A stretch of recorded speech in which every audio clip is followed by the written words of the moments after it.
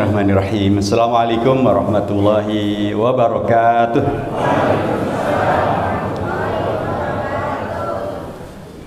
Alhamdulillahilladzi khalaqal laila wan nahara khilfatan liman arada yadzakkara aw arada syukura.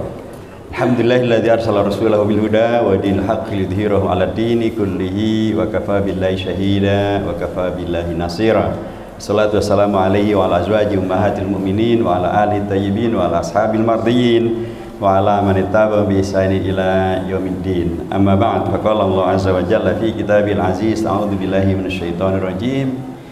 Wa la tahinu wa la tahzanu wa antumul a'launa in kuntum mu'minin.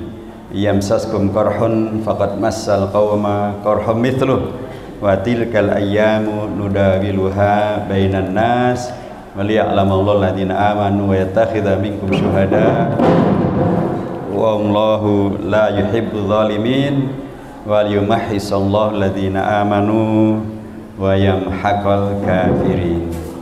Shadaqal adzim wa shadaqar rasulun nabiyil karim wa nahnu ala dzalika minal mu'minin. Hadratul mukarramin wal mukarramat, jamaah salat subuh gabungan di Masjid Jamil Furqon yang luar biasa, sangat indah ini. Bersama kita ada para pimpinan kita, para kiai-kiai kita, ada presiden kita di Sumur Batu, Bapak Nur Hadiat. Jadi beliau bukan ketua MPR, Pak, nanti beliau presiden. Insyaallah, amin. Karena kalau dulu zaman Orde Baru ada syarat jadi presiden pernah punya pengalaman sebagai presiden. Dulu berarti hanya Pak Harto saja, karena beliau yang punya pengalaman. Kalau sekarang insya Allah ada presiden tingkat kelurahan, nanti akan jadi syarat untuk bisa jadi presiden Indonesia.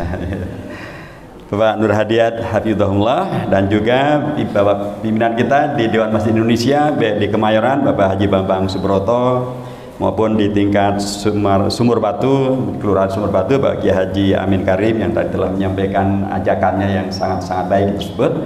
Juga kepada DKM Masjid Al-Furqon, Bapak Haji Junaidi dan seluruh keluarga besar dari masjid-masjid yang hadir, ada Masjid Fatahillah dan masjid-masjid yang lain di tingkat Sumur Batu maupun juga di Kemayoran yang semuanya saya hormati.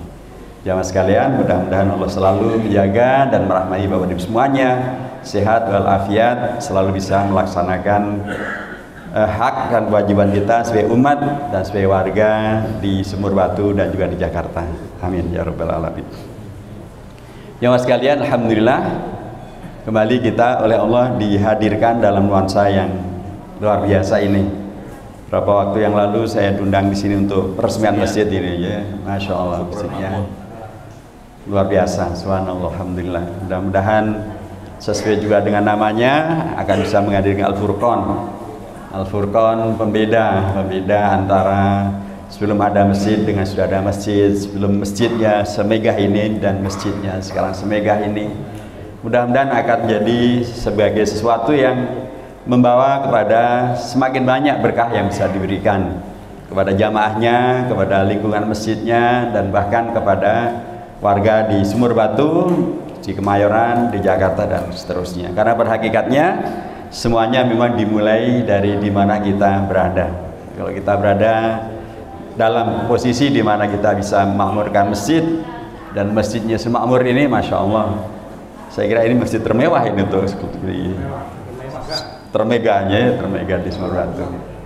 Bahkan kalau ya mudah-mudahanlah membawa kepada spirit dan semangat gitu, bahwa warga Sumur Batu bisa menghadirkan kreasi amal jama'i dan tatawu, ya, saling membantu sehingga bisa menghadirkan masjid sebagus ini. Alhamdulillahirabbil alamin. Kita doakan semuanya yang terlibat di dalam membangun masjid ini, mewakafkan hartanya dalam masjid ini dan memakmurkan masjid ini supaya betul-betul diterima oleh Allah Subhanahu wa taala, menjadi amal yang berkah, harta yang berkah, dan kemudian pada ujung akhirnya memberi inspirasi kepada yang lain-lain untuk juga bisa melanjutkan. Dan karenanya yang dilakukan di sini menjadi sunnah hasanah, wan sanna fil islami sunnatan hasanah falahu ajruha wa ajru man amila biha la yanqusu dzalika min ujuri syai'an ila yaumil qiyamah.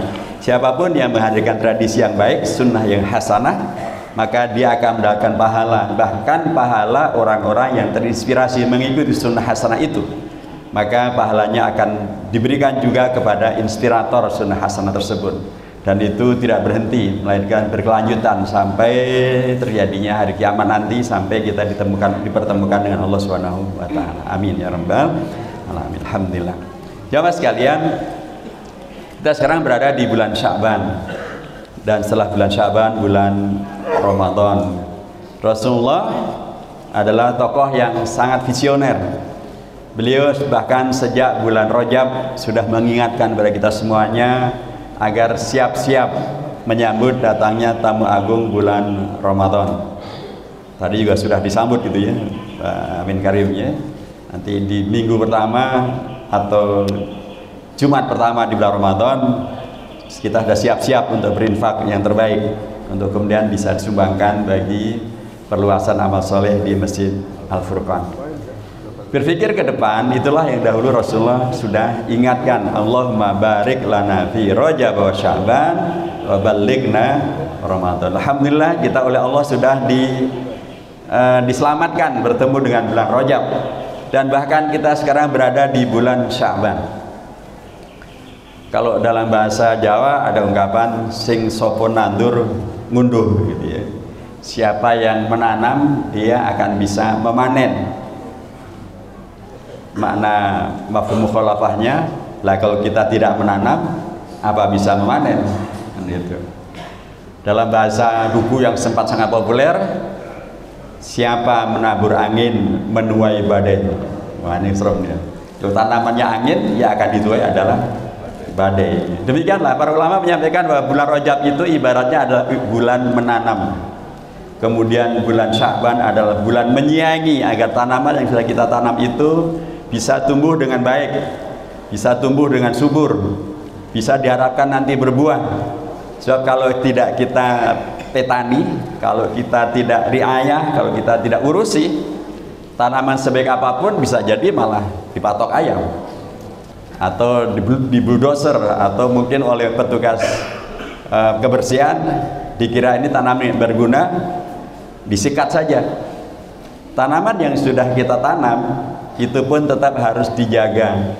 Mungkin dijaganya supaya tidak diserang oleh hama, tidak dipatok oleh ayam, maupun juga tidak diambil oleh petugas kebersihan, maupun juga ditanam diberikan pupuk supaya kemudian tanaman kita bukan segera tumbuh, tapi tumbuhnya betul-betul secara maksimal. Supaya apa? Bulan Ramadan nanti adalah bulan memanen. Karena memang pertama tidak mungkin kita akan memanen dengan baik kalau tanamannya tidak baik, apalagi kalau tidak ada tanaman. Manen apa? Sing sopo nandur ngunduh. Yang tidak menanam ya tidak akan memanen.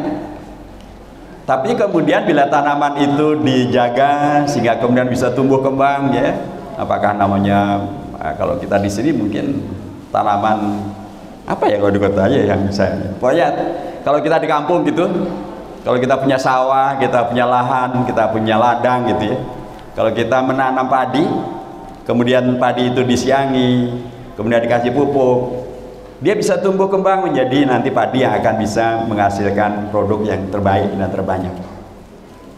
Dan kita bisa berharap bulan Ramadan nanti kita akan membawa kepada panen yang sebanyak-banyaknya. Karenanya dia sangat dipentingkan hari-hari ini dengan sholat subuh berjamaah seperti ini, kita diingatkan kembali untuk bersiap-siap. Kalau kemarin belum sempat mempersiapkan tanaman, belum siap menanam atau belum siap menabur benih karena lupa, ya hari-hari inilah kita mempersiapkan diri. Bulan Sya'ban inilah kita mempersiapkan diri. Supaya apa? Supaya nanti betul-betul di saat kita bulan panen, jangan sampai yang lain pada memanen, kita hanya nonton.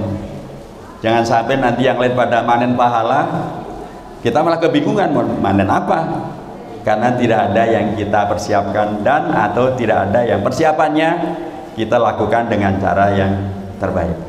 Maka zaman dirahmati Allah Subhanahu wa taala, saya mengingatkan diri saya dan kita semuanya, mari kita persiapkan diri lebih baik lagi supaya kita nanti bertemu dengan bulan Ramadan dengan bisa memanen pahala yang sebanyak-banyaknya, memanen kebaikan yang sebanyak-banyaknya, termasuk juga memanen keberkahan daripada hadirnya bulan Ramadan. Kalau dalam konteks kita umat Islam di Indonesia adalah nikmat kemerdekaan bangsa Indonesia.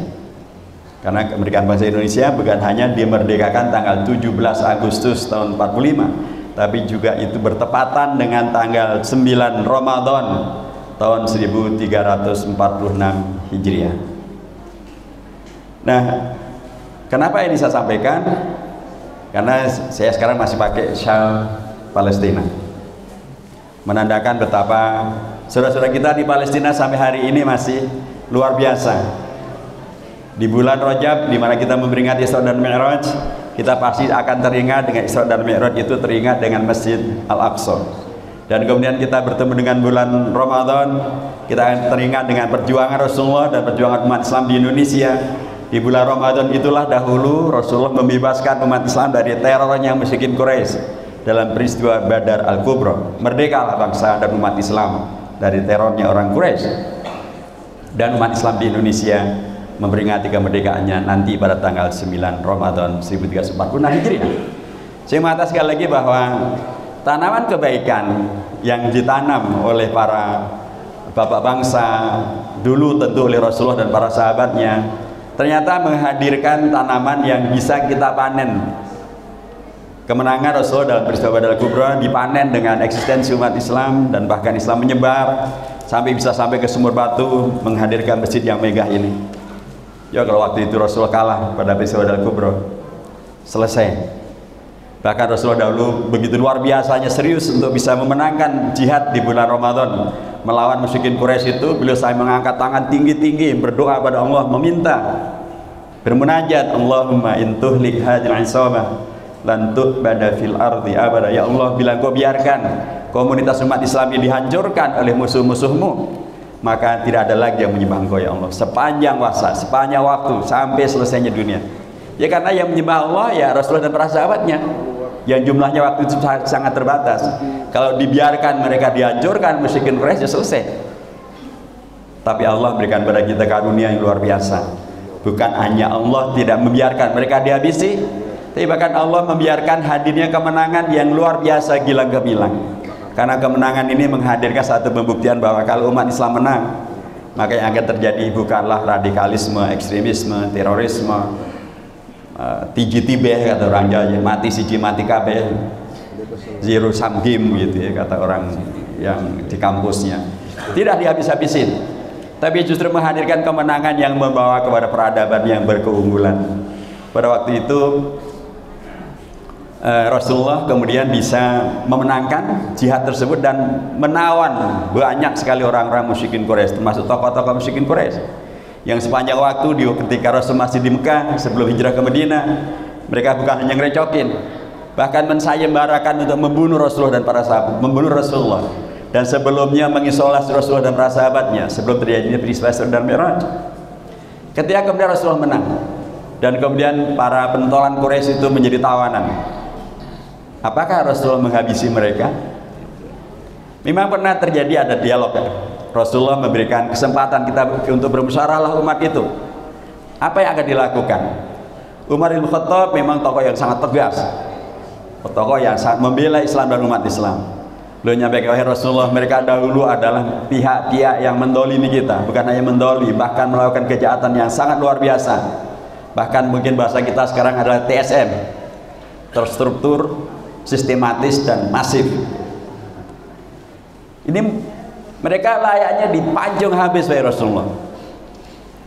Tapi Abu Bakar Siddiq menyampaikan, wahai Rasulullah, kita ini kan umat yang diperintahkan untuk membaca, Iqra bismi rabbikal ladzi khalaq. Banyak sahabat-sahabat kita belum bisa baca dan tulis. Sementara para musyrikin Quraisy ini, mereka musyrik memang, tapi banyak di antara mereka orang yang sudah pandai baca dan tulis.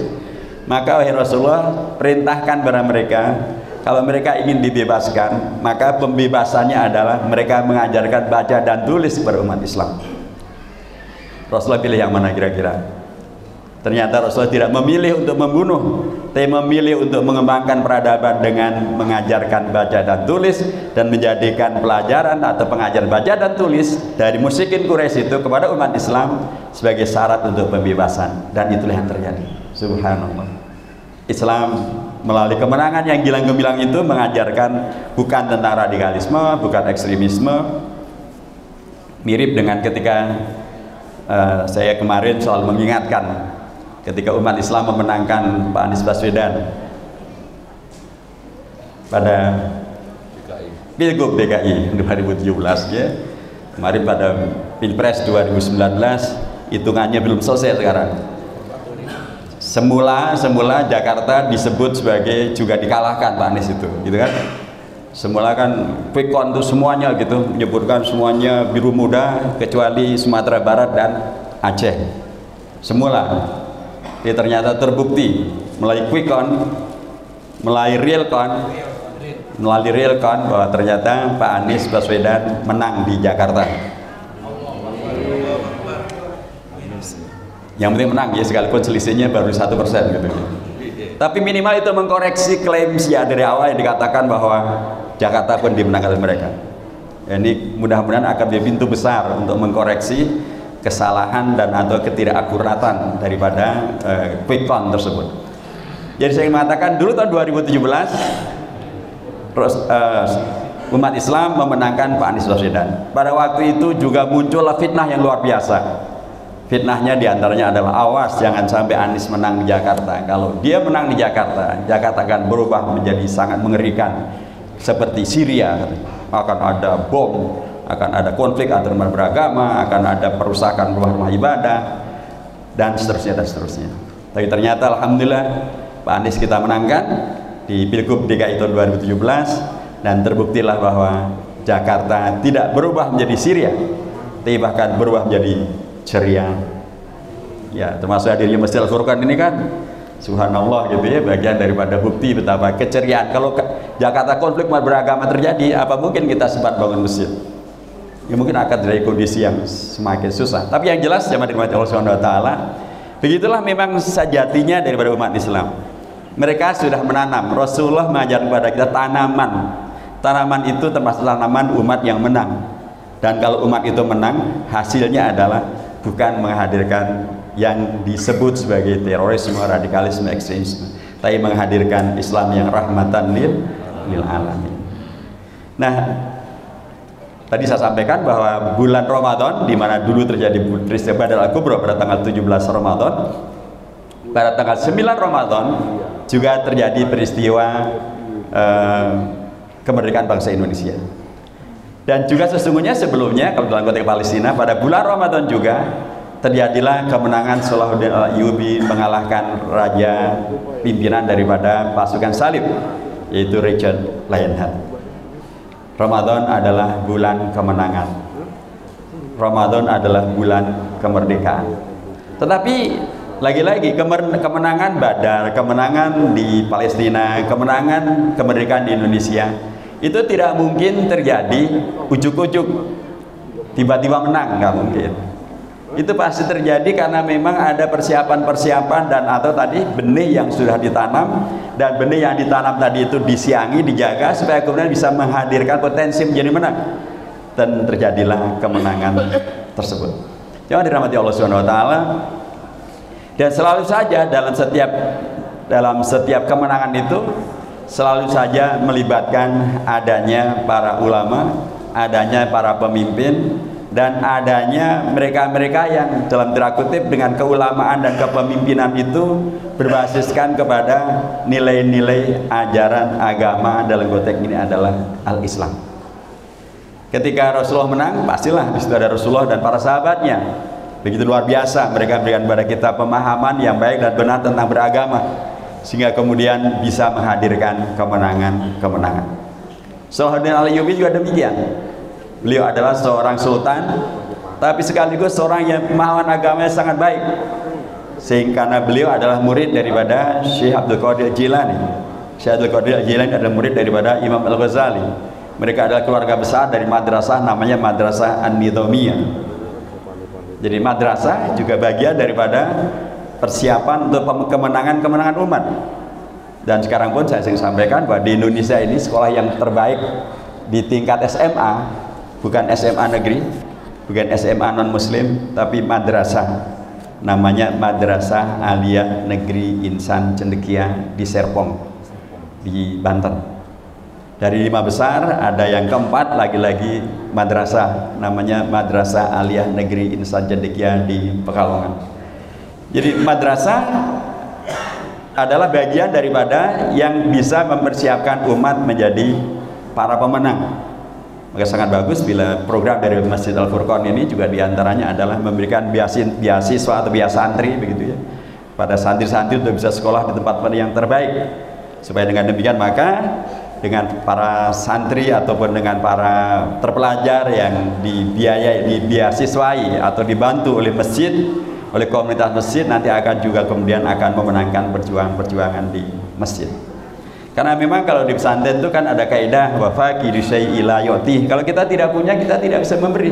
Kalau kita tidak punya ilmu, kita tidak bisa berikan ilmu. Kalau kita tidak punya pemahaman tentang kemenangan, tidak bisa akan menghadirkan pemahaman tentang kemenangan. Kalau kita tidak bisa menjadi bagian daripada yang secara tradisi dari dahulu memenangkan perjuangan, nanti juga tidak bisa.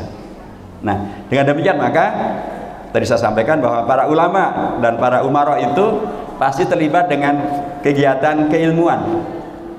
Mereka pasti adalah orang-orang yang terpelajar. Mereka pastilah orang-orang yang terpelajarnya kemudian menghadirkan hidayah.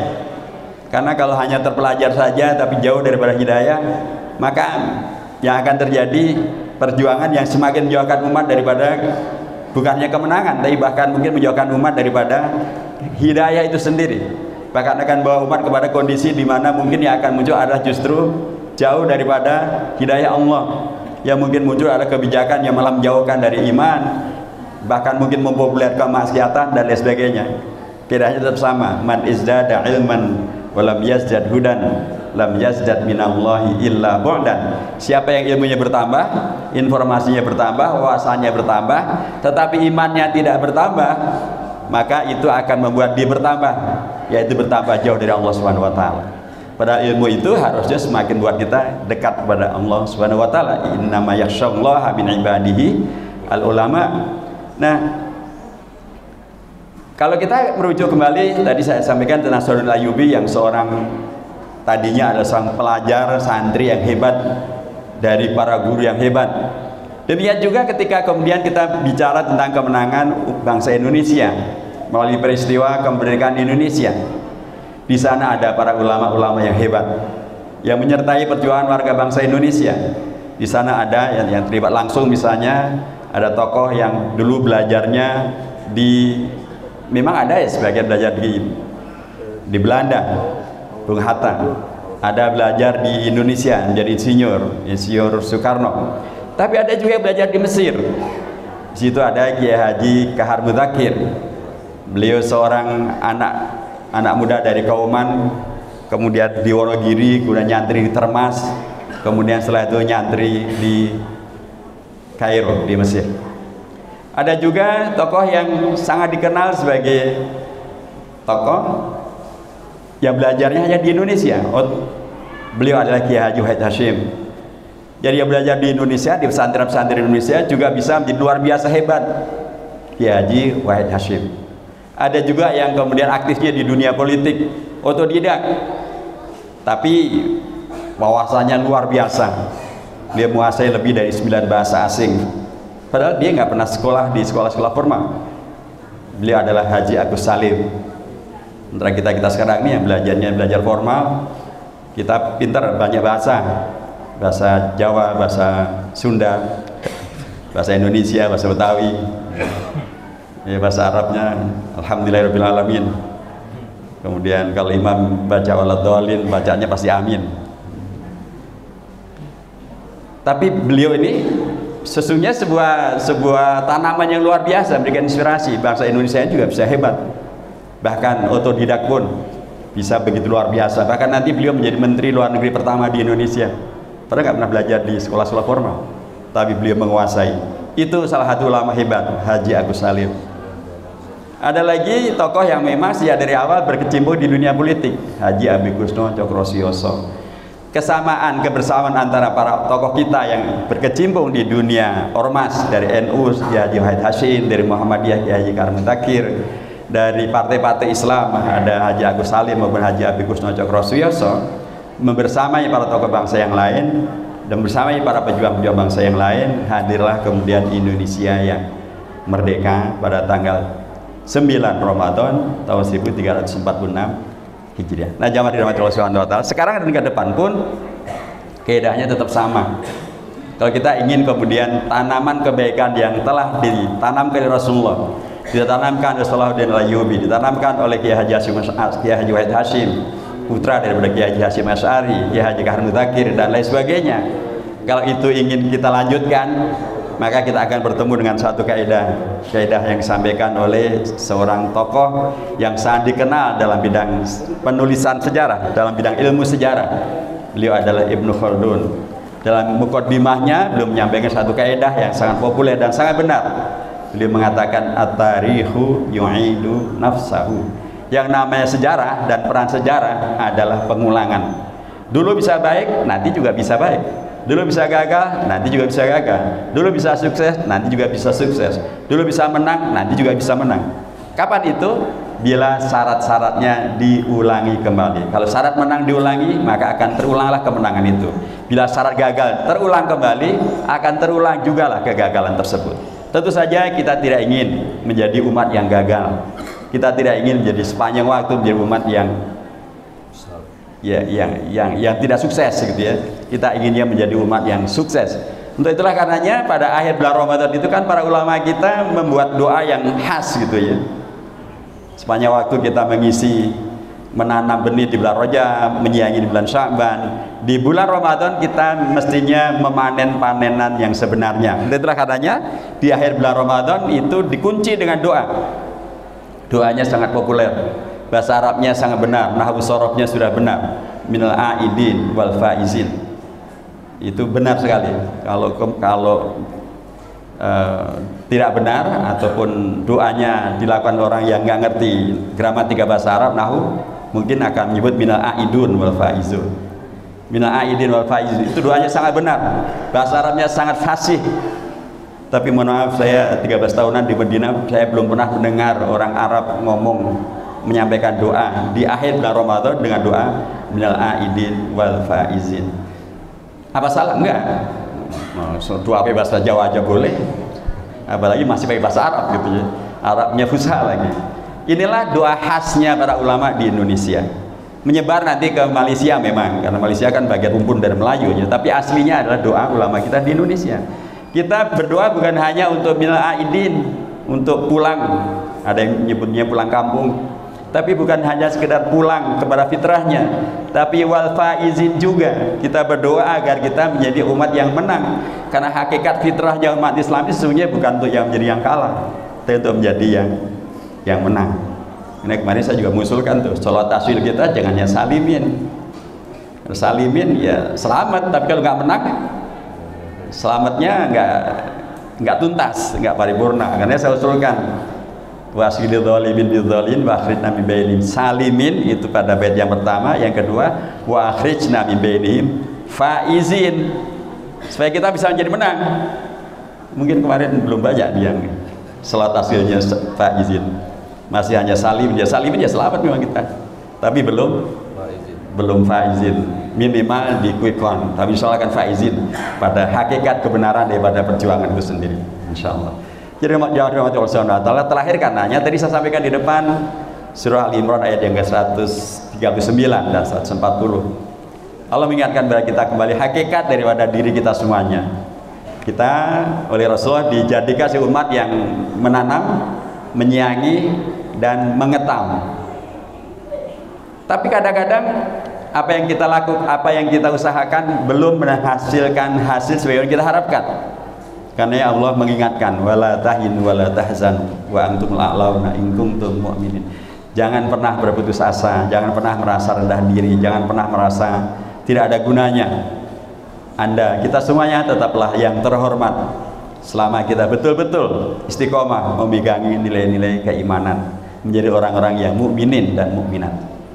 Allah sudah mengingatkan bahwa yamsaskum qarhun, kalau kamu sempat mendapatkan kesusahan, sempat terluka, sempat tidak mendapatkan kemenangan, maka Allah mengingatkan bahwa faqad massal qauma qarhum mithlu, yang lain pun juga bisa demikian. Ketika ayat tadi kan dikaitkan peristiwa Uhud, Di Uhud terjadilah peristiwa di mana umat Islam seolah-olah belum menang, dan nanti akan langsung dibalikkan menjadi kemenangan melalui peristiwa Hamra al-Asad. Sekarang mulai quick count kondisi kayak begini, tapi mudah-mudahan di real count nanti kondisinya berubah. Allah mengingatkan bahwa batil kal ayam menudahiduha bainan nas. Allah begitulah mempergilirkan waktu dan hari dan peristiwa-peristiwa. Ada menang kalah, menang kalah, kalah menang, menang kalah, kalah menang, dan seterusnya. Tapi itu sesungguhnya ada sesuatu yang Allah hadirkan untuk mengingatkan kembali kepada 3 hikmah utama terjadinya perubahan-perubahan tersebut. Yang pertama tentu adalah untuk membuktikan siapa yang betul-betul beriman, dan dengan beriman itu dia akan berada di posisi in asobatu syarra sabar wa huwa khairun lah, in asobatu syarra syakar wa huwa khairun lah, wa in asobatu dharra sabar wa huwa khairun lah. Kalau dia mendapatkan satu yang baik, dia bersyukur, dia tidak takabur, dia tidak zalim, dia tidak gurur, dia tidak menjadi teroris, ekstremis dan lain sebagainya, tapi menjadi orang yang bersyukur, dan itu baik bagi dirinya. Tapi kalau itu belum terjadi juga, karena terjadilah dharra, sesuatu yang tidak kita harapkan, dia tidak kemudian menjadi mutung, dia tidak kemudian ambil begon, dia tidak kemudian anti masjid, meninggalkan masjid, wah nggak ada gunanya kita ke masjid, nggak ada gunanya kita doa, enggak. Justru ini adalah bagian ujian berikutnya. Dia penting untuk bersabar, dia bersabar, dan kalau dia bersabar terus melakukan muhasabah, introspeksi, menghadirkan upaya yang lebih baik lagi dan lebih baik lagi, fahuwa khairun lah, itulah yang terbaik bagi mereka semuanya. Saya kira demikian juga dirahmati Allah Subhanahu wa taala. Mudah-mudahan ada manfaatnya, dan mudah-mudahan akan menyemangati kita untuk sekali lagi mempersiapkan diri menyambut tamu agung bulan Ramadan, bulan kemenangan, dan mudah-mudahan pada saat itu ketika tanggal 20 Maret nanti diumumkan hasil pemilu presiden secara final. 20 Maret itu sudah masuk Ramadan ya. Mudah-mudahan kita pada saat itu panen. Mudah-mudahan panennya adalah panen kemenangan. Minal aidin wal faizin wallahu muwaffiq lakum tariqul hadi ila sabil wa nasrun minallahi wa fathul qarib wa basyiril mu'minin. Wassalamualaikum warahmatullahi wabarakatuh.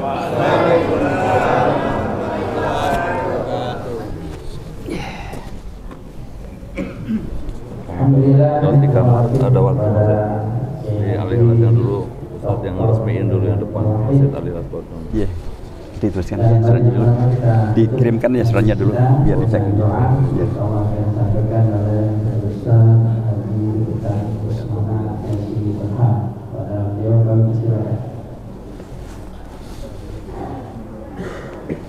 Nggak tahu.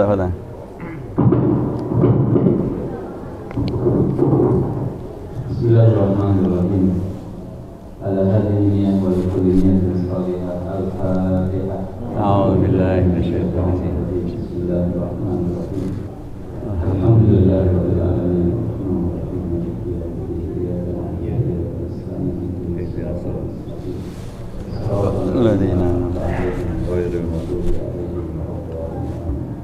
Bismillahirrahmanirrahim. Alhamdulillahirabbil alamin. Hamdan liwafi ni'amahu wa yukafi'u mazidah. Ya Rabbana lakal hamdu wa lakal syukru kama yanbaghi li jalali wajhikal karim wa 'azimi sultanik. Allahumma shalli wa sallim wa barik ala Muhammad wa ala alihi wa sahbihi ajma'in. Rabbana ighfir lana wa liwalidina warhamhuma kama rabbawna shighara. Rabbana ighfir lana wa li ikhwanina alladhina sabaquna bil iman wa la taj'al fi qulubina ghillan lil ladzina amanu rabbana innaka ra'ufur rahim. Rabbana zalamna anfusana wa in lam taghfir lana wa tarhamna lanakunanna minal khasirin. Allahumma siril Islam wal muslimin. Allahumma a'izzal Islam wal muslimin. Allahumma ansur ikhwanana mujahidina fi Palestin. Allahumma ansur ikhwanana mustad'afina al-matlubina fi Palestin. Allahumma ansur mujahidina fi Gaza. Allahumma saddid ramyahum wa thabbit aqdamahum wajma' kalimatahum wa wahhid sufufahum. Allahumma anzil as-sakinata 'alaihim ya rabbal alamin. Allahumma ashdud wad'ataka 'ala al-yahud al-mujrimin wal ghasibin wal zalimin wa man 'awanahum wa sanadahum. Allahumma farriq jam'ahum أقدامهم ودمر بيوتهم ودمر أسلحتهم ودمر دباباتهم بعزتك وقدرتك وقوتك يا جبار يا منتقم إنك على كل شيء قدير. اللهم بارك لنا في رجب وشعبان وبلغنا رمضان. اللهم سلمنا رمضان وسلم رمضان لنا وتسلمه منا متقبلا. ربنا لا تزغ قلوبنا بعد إذ هديتنا وهب لنا من لدنك رحمة إنك أنت الوهاب. اللهم اجعل إندونيسيا هذا بلدا آمنا بلدا صالحا بلدا رفاهيا. اللهم ارزقنا إماما عادلا إماما صالحا إماما تقيا إماما يحبك ويحب الإسلام والمسلمين إماما يحب القرآن إماما يحب الصلاة والشريعة يا أرحم الراحمين إماما يحبنا إماما يحبنا ونحبه يا أرحم الراحمين. اللهم ربنا آتنا في الدنيا حسنة وفي الآخرة حسنة وقنا عذاب النار. سبحان ربك رب العزة عما يصفون والسلام على المرسلين والحمد لله رب العالمين. Diresmikan dulu waktu Bapak Ketua MPR tahun 2000. Oh, insyaallah Pak. Nanti biar pastikan. Demikian dan akhirnya sama-sama kita menjelang Ramadan ya, kita saling Musafahah. Ya, memaafkan. Silakan Bapak kita iringi dengan sholawatan. Sallallahu